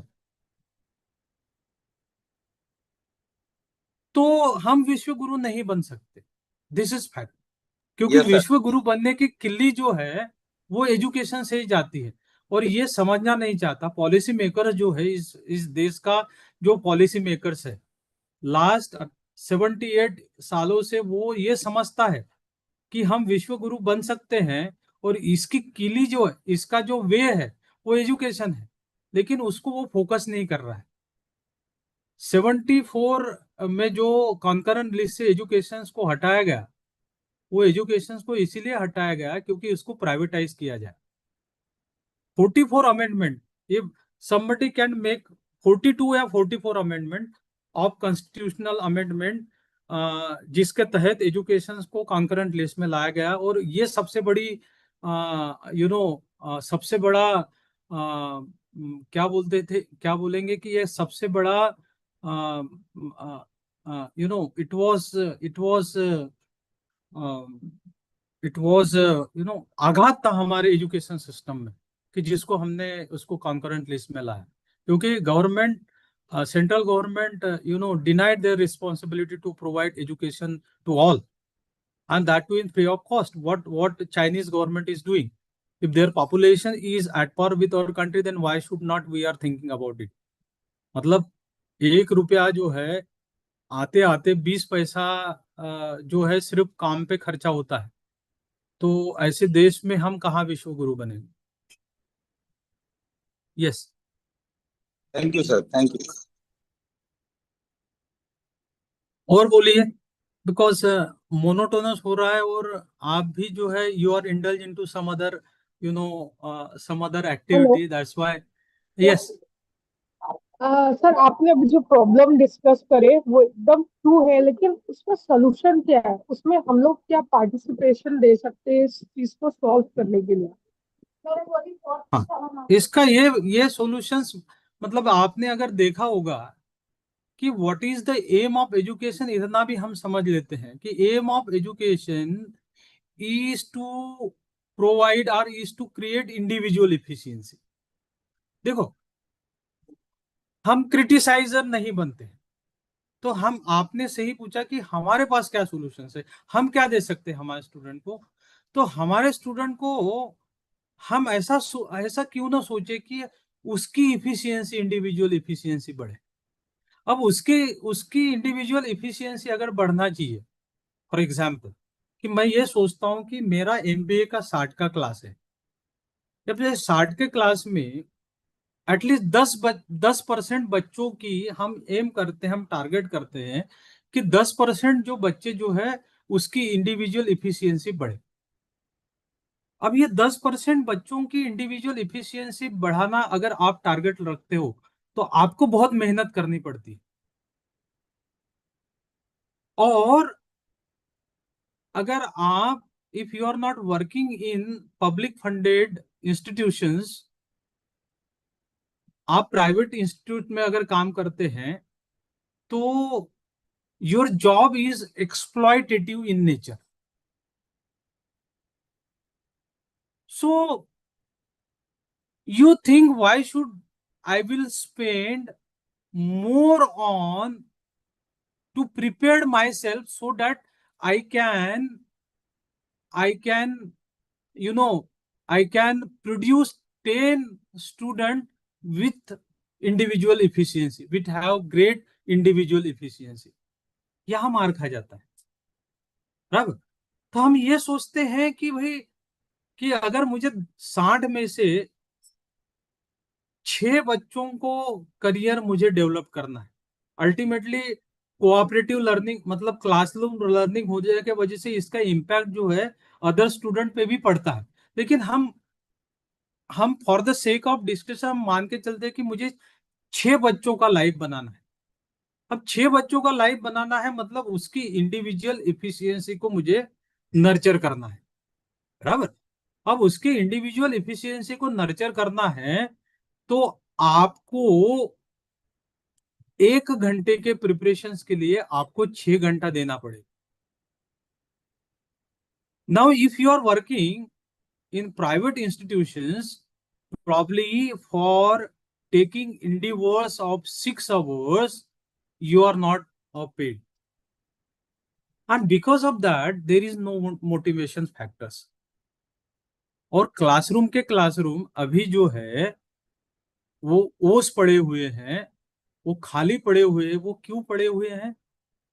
क्योंकि teachers are not participative, are not a facilitator in the classroom. They do focus for 1 hour, they do focus mere on what is there in the curricula. They don't see, or they don't want to see their students see to have sight outside the curricula. This is the crux. So if you really want to change this entire scenario, then you do focus on how you can improve the individual efficiency, क्योंकि उसमें process है। Individual efficiency अगर आपको student की बढ़ाना है तो क्या करना पड़ेगा? उसको सेंसिटिव और रिस्पॉन्सिव बनाना पड़ेगा। उसको सेंसिटिव और रिस्पॉन्सिव बनाना है तो आपको क्या करना पड़ेगा? उसके अंदर पर्पस को डेवलप करना पड़ेगा। पर्पस को डेवलप करना है तो आपको क्या करना पड़ेगा? उसके अंदर हैबिट को फॉर्म करना पड़ेगा। हैबिट को फॉर्म करना है तो आपको क्या देना पड़ेगा? रिच एक्सपीरियंस देना पड़ेगा। और रिच एक्सपीरियंस देना बहुत कठिनाई वाली चीज है, providing rich experience to the student, and that to maintain the continuity in providing rich experience to the student, that required a dedication. And what motivate you to be a dedicated teacher? 1 महीना 2 महीना ठीक है ना, but if your employer exploiting you, they are paying 50,000 rupees and you are working for 6 lakh rupees or 3 lakh rupees, then the quality deteriorate there. Maintaining continuity of strong experience is not happening, which is happening in Finland, which is happening in Singapore. And for that sake, अभी आने वाले 10 सालों में people will, or the student will migrate to China. आप मतलब अभी Mandarin सीखना बहुत अनिवार्य हो जाएगा, because the world class education is going to be provided by the Chinese universities in next 10 years. Yes. Next question, please. नमस्कार sir, मी श्यामल हाँ जी। गरुड मुंबई विद्यापीठातून. सध्या आपल्या सांस्कृतिक अस्मिता बऱ्याच नाजूक झालेल्या असताना विश्वगुरु होऊ शकत नाही यासारखी फार महत्वाची भूमिका मांडली. कारण की नवीन NAPच्या नवीन एज्युकेशन पॉलिसीमध्ये अनेक गोष्टी सांगितल्या जात्या, फार महत्वाचे बदल झालेले आहेत. पण मी हे तिन्ही वर्गात हाच प्रश्न विचारला की या सगळ्या गोष्टी दुर्गम आणि तळागाळापर्यंत कशा झिरपत जाणार आहेत? कारण की आपण द्रोणाचार्य, चाणक्य, नालंदा युनिव्हर्सिटी हे सगळे म्हणजे टीचर सांगतायत, पण हे पुन्हा म्हणजे किती चाणक्य म्हणजे किती हे सगळे म्हणजे इतक्या त्याचे फाटे फुटतायत की दुर्गम भागापर्यंत या सगळ्या प्रोसेस जायला इतका वेळ लागणार आहे. आणि आज आपण विश्वगुरू या सगळ्या प्रक्रिया संदर्भात आपण खूप स्पष्ट भूमिका घेतली, त्याबद्दल आपले मनापासून धन्यवाद. Thank you madam. No, he reality, this is reality, madam, and that reality nobody See, everybody seems goody-goody. You know, everybody seems goody-goody. Uh, uh, see, you must have to be realistic. And unfortunately, we are not realistic. We are emotional, basically full. And when it comes to, a reality, we Indians always, flee from the realities. We don't want to face the realities. We don't want to face the challenges. Okay, dekha jayega, this approach. And this approach is, shattering our entire social web. And in next couple of years, if we fail, our policymakers, our government, if they are not focusing on education as their priority area, probably the social, unrest will be more in our country. We are going to our generation, our offspring, matlab our grandson will face the severe problems of social unrest, will face the problems, psychological problems. India is one of the topmost country where their youngsters are facing psychological problems. And this is because the the thinkers, the philosophers, the artists, the teachers fraternity, they fail to they fail to take their responsibility. They are keeping mum, and we are keeping mum. So we are our future generation. See, it is very imperative for all of us to nurture our neighbors. वसुदेव कुटुंबकम की हम बात करते हैं, लेकिन education में वसुदेव कुटुंबकम कहाँ हो रहा है? 12 लाख रुपया फीस है.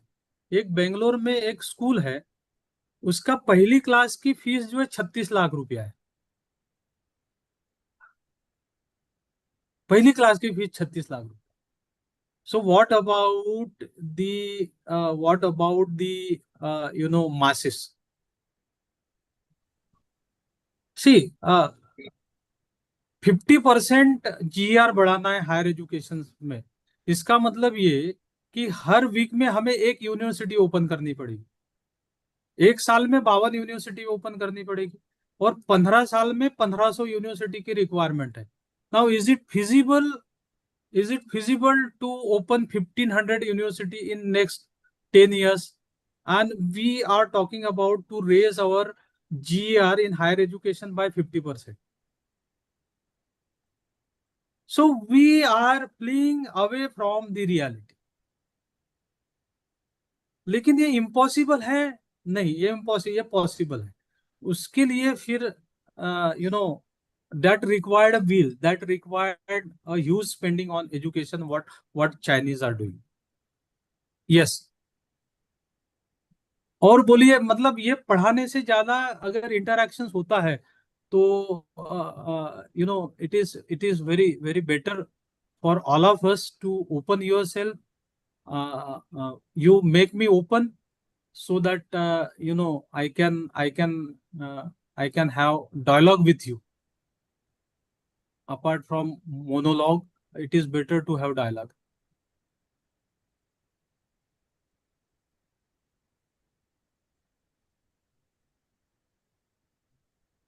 Yes.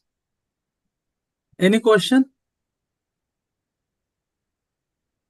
So let me continue for next 10 to 15 minutes. Then I'll stop myself. And if you have any further queries, then you can raise that queries. Now, in terms of innovative practices that now we are trying to be innovative as much as possible. But as far as my experience is concerned, innovations is not even occurring. Even though we have adopted national education policy, because in terms of attitudes of teacher, when they are framing their syllabi, that has not been changed. What I have been directly observed.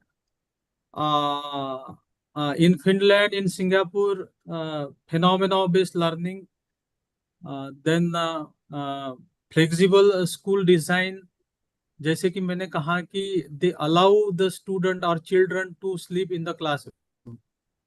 They allow, they make, they ask their student to, clean their places, learning spaces, which is rare phenomena in our country.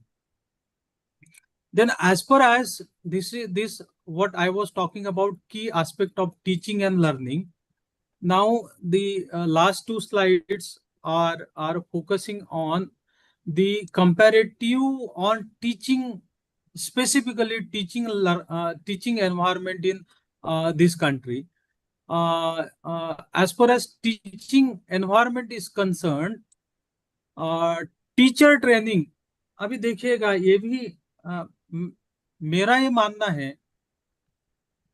कि PhD होना,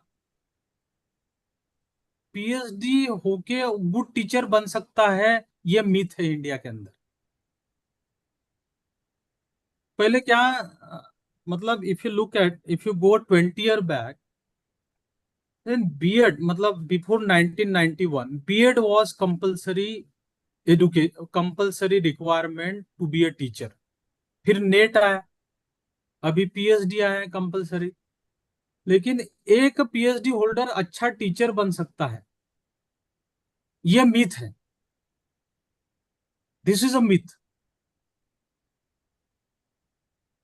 A PhD holder sometimes cannot be a good teacher. So a person who wanted to be into education field, right from the doctors who are teachers, they must require B.Ed or a degree from education stream. If you want, unless and until you'll not learn that how to teach the student, you cannot be a good teacher. You cannot be a teacher who pave the way for critical thinking. So B.Ed must be a B.Ed or education, degree from education is necessary requirement, must be necessary requirement. That has been, with the change in government and with the change in change in the policy making, or change in the structure of UGC or other apex bodies like AICTE, then MCI or other policy apex body in the concerned field. I am of the opinion that everybody who want to enter into education, who want to enter into teaching profession, they must have to procure a degree, education, bachelor degree or postgraduate degree in education. They can only become the good teachers.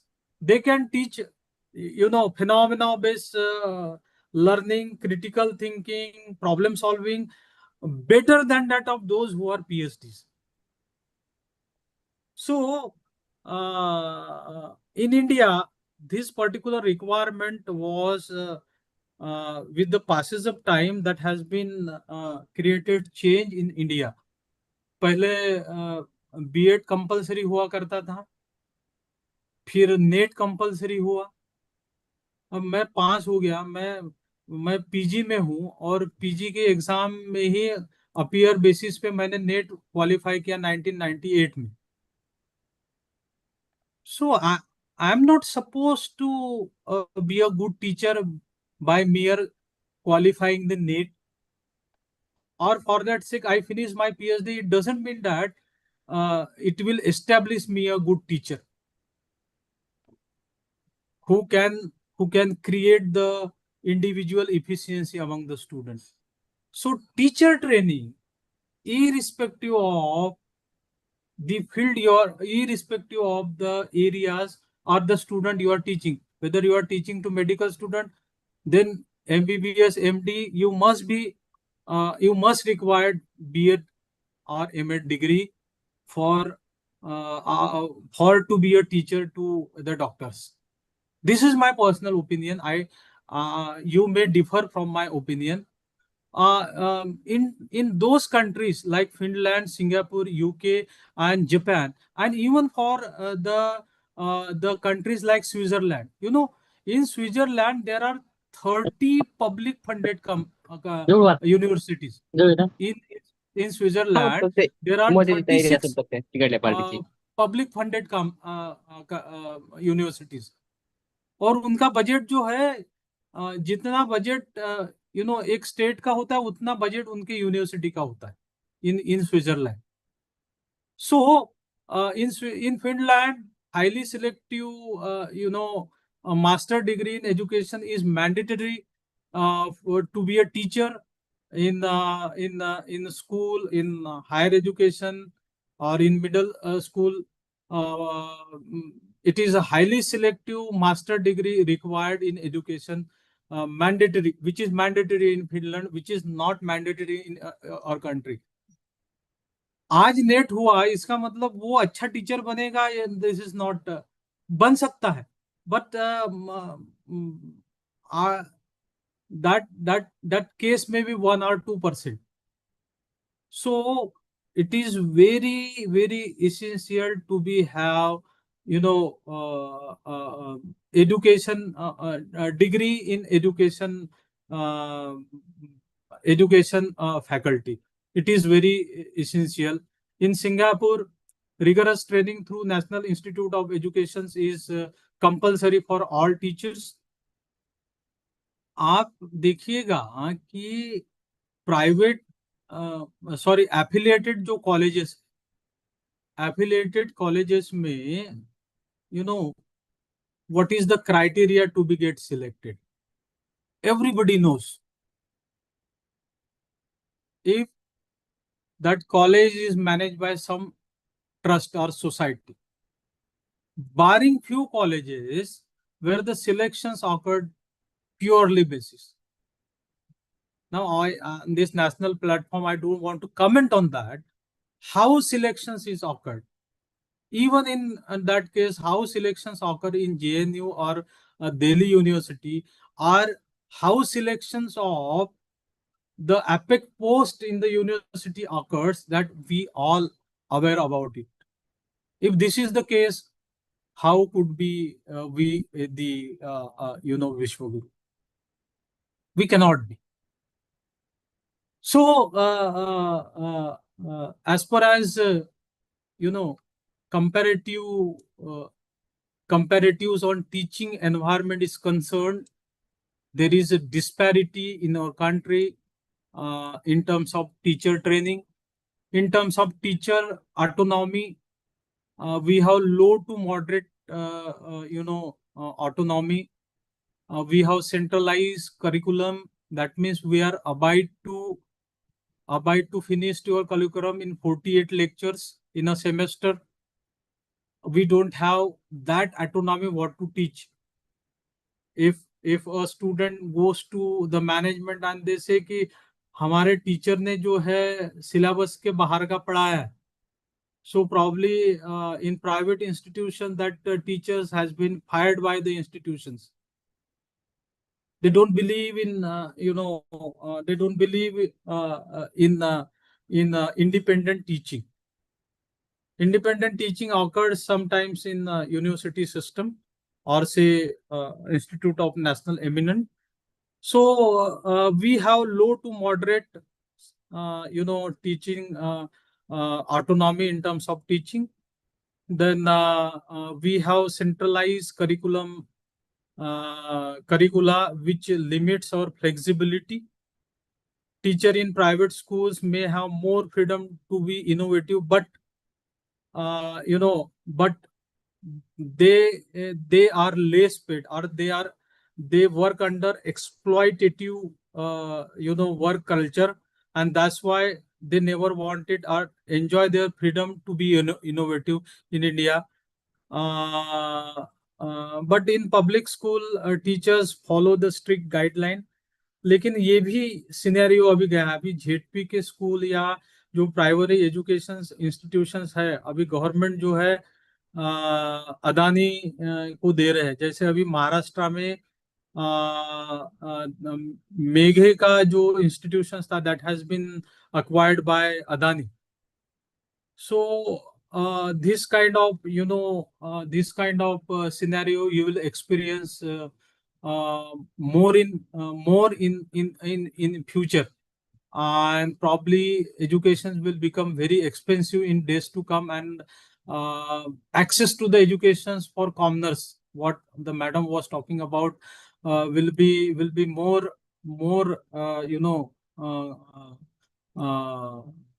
problematic for the common masses in days to come, because of the expenses, because of the huge expenses incurred in future. Same is the case what Finland is experiencing. The Singapore and UK is have same kind of autonomy to their teachers in their classroom. Teacher workload in the high in public school in case of India. Then specifically the school teacher in India, they do perform more administrative tasks. They are engaged in government government assignments, more government assignment. They do not focus on their classroom teaching, but they do focus on the task given by the government.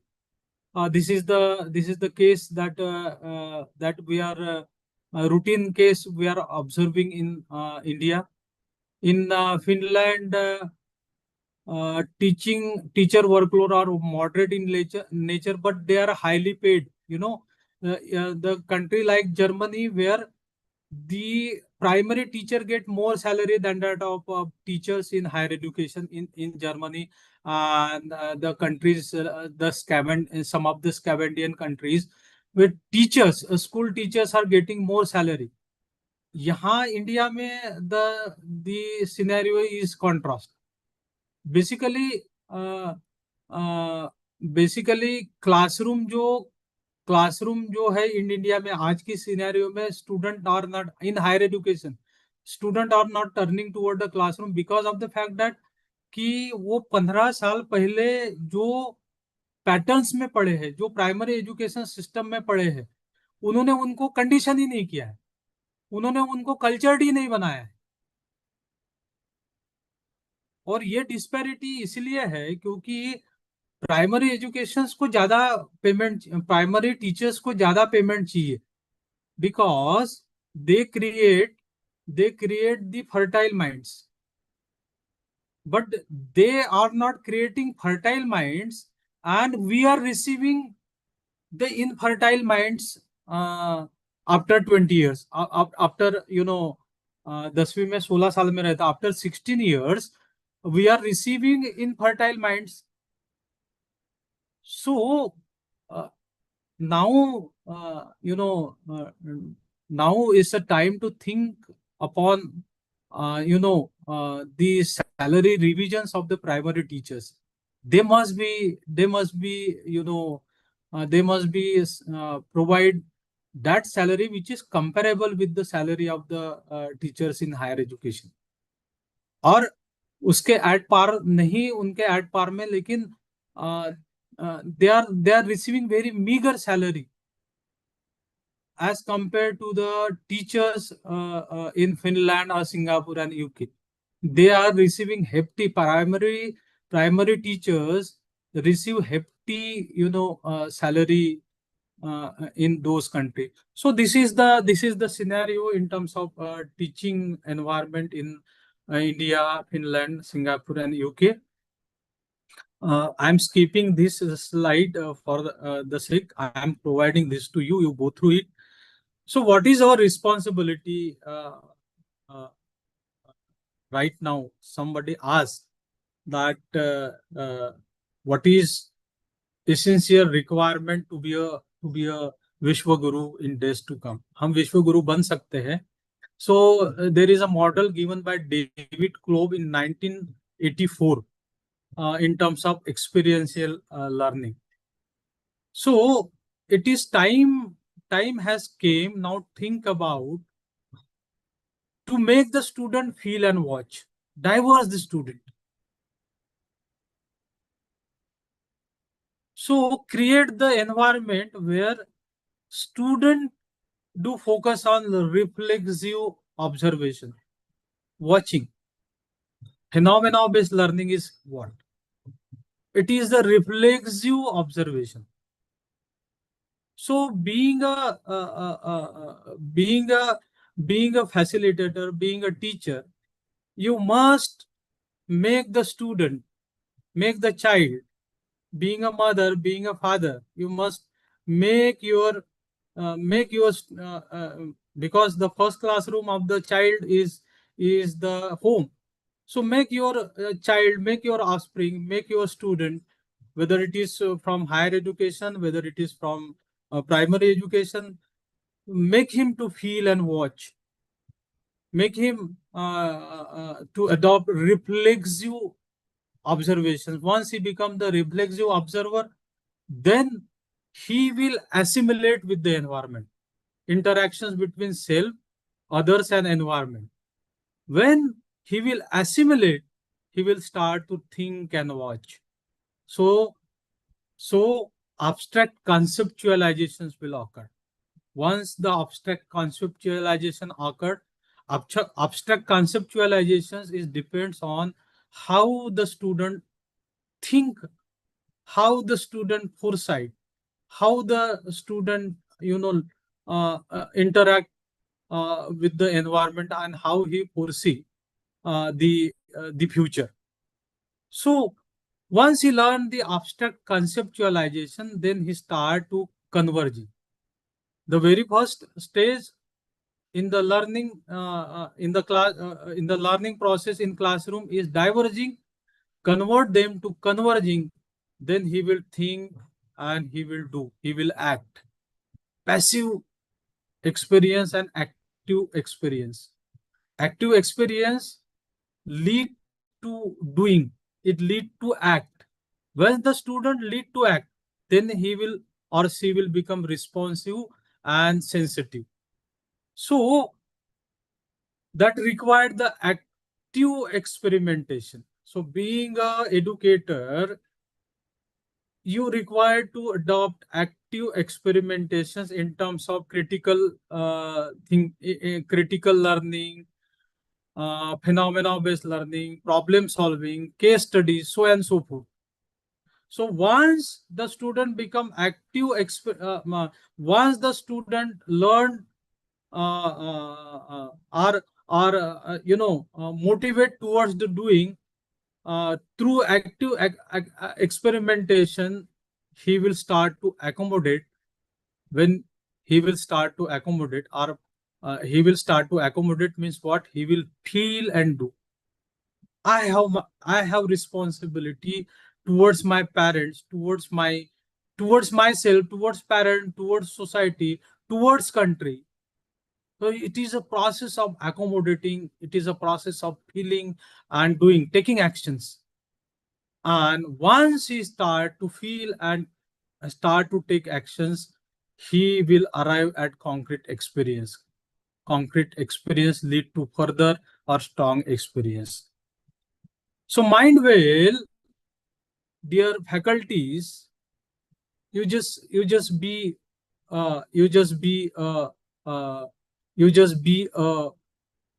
person, or being a faculty, being a teacher, you need to perform a different role in the classroom. Sometimes you need to be facilitator, sometimes you need to be subject expert, Sometimes you need to be standard setters and evaluator. Sometimes you need to be coach. And if you become a blend of this, you can be a India can be a विश्वगुरु. लेकिन इसके लिए फिर will चाहिए, इसके लिए government support चाहिए, इसके लिए you just prepared yourself. Unless and until you're not prepared yourself, probably you cannot be a combination of this. You can be any one of this, but any one of this is not sufficient. All of this is required. You must be facilitator, you must be subject expert, you must be standard setters and evaluators, you must be coach in the classroom. Then and only then you can be a good teacher. Thank you very much.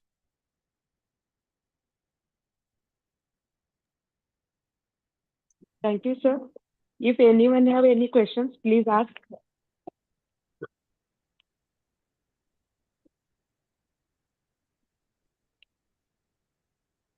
Yes. If anyone,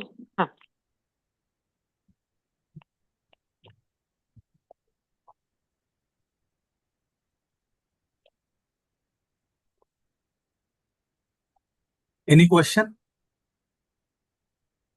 अरे questions पूछेंगे नहीं तो मैं ये समझूंगा कि मैंने whatever I delivered, you didn't understand. Participant, any question, you can unmute themselves.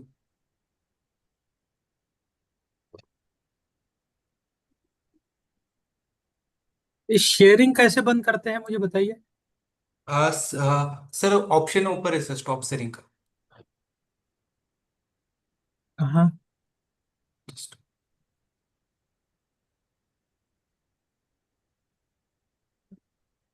आपके screen पर होंगे सर, अपर साइड में स्टॉप द शेयरिंग.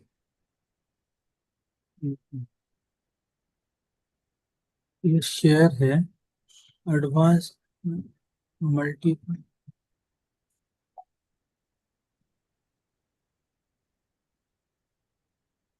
हाँ. यस. हाँ. Please ask the question and be open yourself.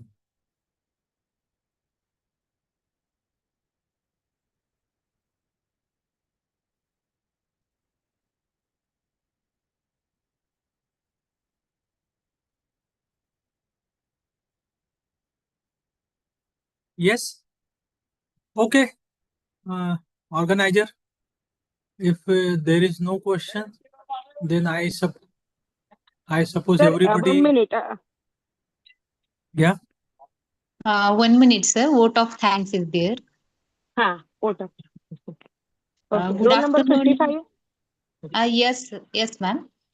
Good afternoon to everyone. It is my privilege and honor to deliver 2 vote of thanks for today's enlightening and though provoking session.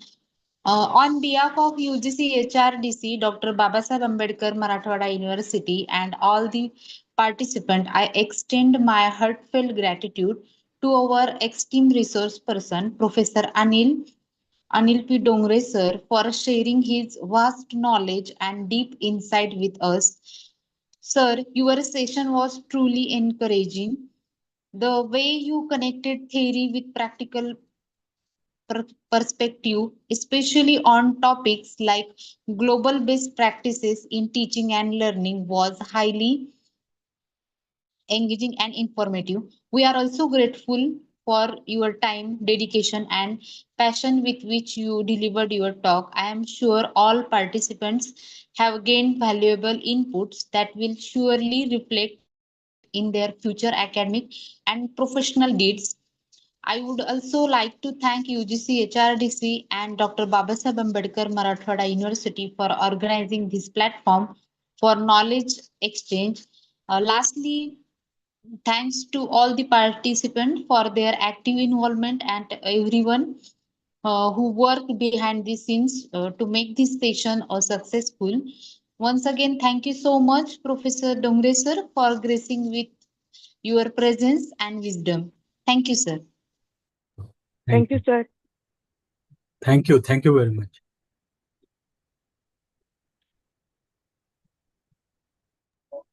Thanks a lot, sir.